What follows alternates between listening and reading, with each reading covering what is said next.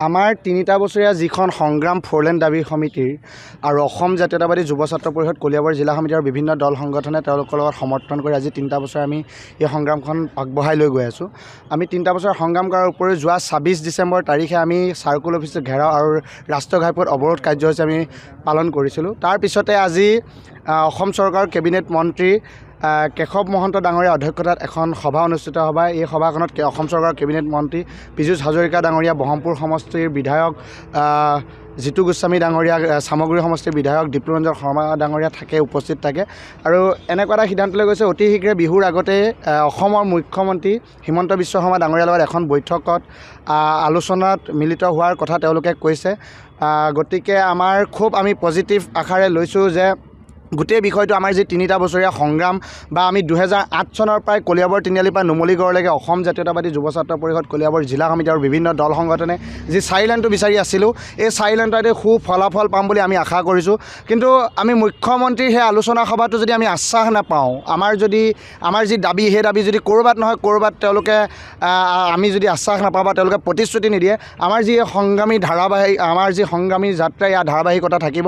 আৰু আমি কোনো কাৰণতে আমাৰ দাবীত আমি অটল থাকিম। আমি এই দাবী কোনো কাৰণতে ইয়াৰ পৰা আমি পিছ পৰি অহা কথাই নাহে।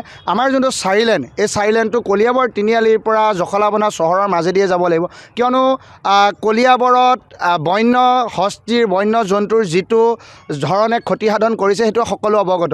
আপোনালোকে দেখিছে যে বাৰিষাৰ যোৱাৰ পিছতেই যেতিয়াই ধান কটাৰ সময় হয়, ধান কটাৰ সময়ৰ পিছতেই কলিয়াবৰত কেনেধৰণে আপোনাৰ বন্য হস্তীয়ে মানুহ মাৰে বা বাঘে মানুহ খায়।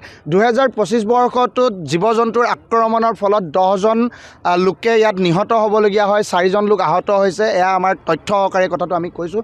গতিকে এনেকৈ 5টা বছৰ 6টা বছৰত কিমান ক্ষতি হৈ গৈছে। যদি এনেকৈ কলিয়াবৰৰ যি সুৰক্ষা কৱচস্বৰূপ ৰাষ্ট্ৰীয় ঘাইপথটো, পুৰণা 37 নং ৰাষ্ট্ৰীয় ঘাইপথ, নতুন 715, যদি এই ৰাষ্ট্ৰীয় ঘাইপথটো কেনেবাকৈ অচল হৈ পৰে, তেনে ক্ষেত্ৰত কেনেধৰণে ক্ষতিসাধন হ'ব এই কলিয়াবৰ, এই কথা আমি বুজিব পাৰিছোঁ। গতিকে আমি কোনো কাৰণতে চাৰিলেনযুক্ত ৰাষ্ট্ৰীয় ঘাইপথটো বাইপাছ হৈ যাবলৈ নিদিওঁ। কলিয়াবৰ তেওঁলোকৰ যি চিন্তা চৰ্চা কলিয়াবৰ ৰাইজক ধূলি দি কিবা পদুশ্ৰী নাম এটা দিব খুজিছে, পদুশ্ৰী বুলি কোনো এটা স্থান নাই, কোনো এখন ঠাই নাই কলিয়াবৰ। গতিকে এই কথা কোনো কাৰণতে মানি ল'ব নোৱাৰে আৰু অতি শীঘ্ৰে যি আমাৰ দাবী, এই দাবী মানি ল'ব বুলি আমি আশা কৰিছোঁ। আজি কলিয়াবৰ সমজিলাৰ কাৰ্যালয়ত কলিয়াবৰ বিধায়ক, অসম চৰকাৰৰ কেবিনেট মন্ত্ৰী কেশৱ মহন্তৰ অধ্যক্ষতাত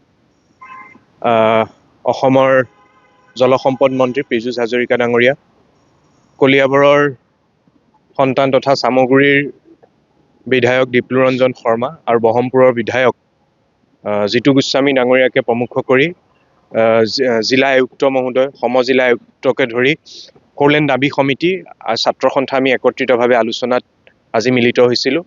আমি স্পষ্টভাৱে জনাইছোঁ, কলিয়াবৰ তিনিআলিৰ পৰা কৌৰিতল, বৰুৱাচুক, হাটবৰৰ মাজেদি জখলাবন্ধাৰ বৰ্তমানৰ 37 নং ৰাষ্ট্ৰীয় ঘাইপথ চাৰিলেনযুক্ত পথলৈ উন্নীত কৰিব লাগে। আমি স্পষ্টকৈ জনাইছোঁ যে আমাৰ কেন্দ্ৰীয় মন্ত্ৰী নীতিন গাডকাৰী ডাঙৰীয়াকো আমি লগ পাইছোঁ। বিভিন্ন সময়ত আমি দাবী কৰি আছোঁ, এই 2008 চনৰ পৰা ফ'ৰলেনৰ যি এই যাত্ৰাটোত আমি সকলো ৰাইজ একত্ৰিত হৈ আগবঢ়াই আমি একেলগে সংগ্ৰাম কৰি আছোঁ। আমাৰ স্পষ্ট কথা তেওঁলোকক আমি স্পষ্টভাৱে জনাইছোঁ। তেখেতলোকে জনাইছে যে মুখ্যমন্ত্ৰীৰ অধ্যক্ষতাত এখন সভা, তেওঁলোকে পৰ্যালোচনা সভা অনুষ্ঠিত কৰিব। তেওঁলোকে আশ্বাস প্ৰদান কৰিছে। আমি স্পষ্টকৈ কৈ দিছোঁ যে আমি চাৰিলেনযুক্ত পথ হ'ব লাগিব।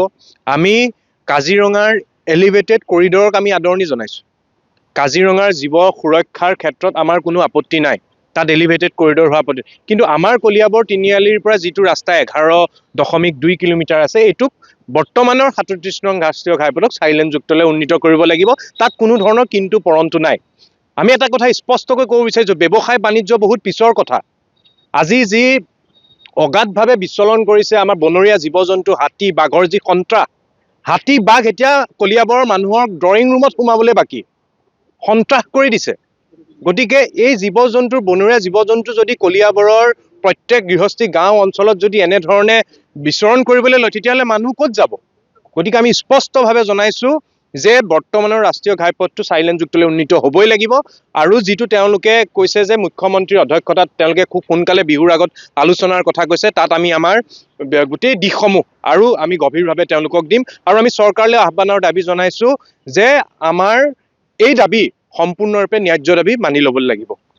যদি আপোনালোকৰ ফলপ্ৰসূ নহয়, 18 তাৰিখে ভাৰতৰ প্ৰধানমন্ত্ৰী ডাঙৰীয়া কলিয়াবৰলৈ এখন জনসভা সমৰ্থন কৰিবলৈ উপস্থিত হ'ব, তেতিয়া কিবা এটা প্ৰতিবাদ বা বিৰোধ কৰিব? নিশ্চিতভাৱে যে আমাৰ যিটো আলোচনা হ'ব, আলোচনাত আমি উত্তৰ পাম বুলি আশা কৰিছোঁ।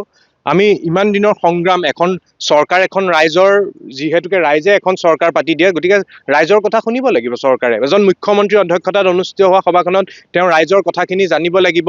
জীৱ জন্তুৰ যি সন্ত্ৰাস, সেই সন্ত্ৰাস নিৰাময় কৰিব লাগিব। ইয়াত কোনো ধৰণৰ কিন্তু পৰন্তু নাই। আমি আমাৰ কথাত অটল অলৰচৰ হৈ থাকিম। আমাৰ এটাই দাবী, কলিয়াবৰ তিনিআলিৰ পৰা হাটবৰ বৰুৱা চুক জখলাবন্ধাৰ মাজেৰে বৰ্তমানৰ 715 নং ৰাষ্ট্ৰীয় ঘাইপথ 4 লেনযুক্তলৈ উন্নীত হ'বই লাগিব। ইয়াত কোনো ধৰণৰ কিন্তু পৰন্তু নাই। এই কথা আপোনালোকৰ যোগেদি আমি চৰকাৰলৈ পুনৰবাৰ দাবী জনাইছোঁ।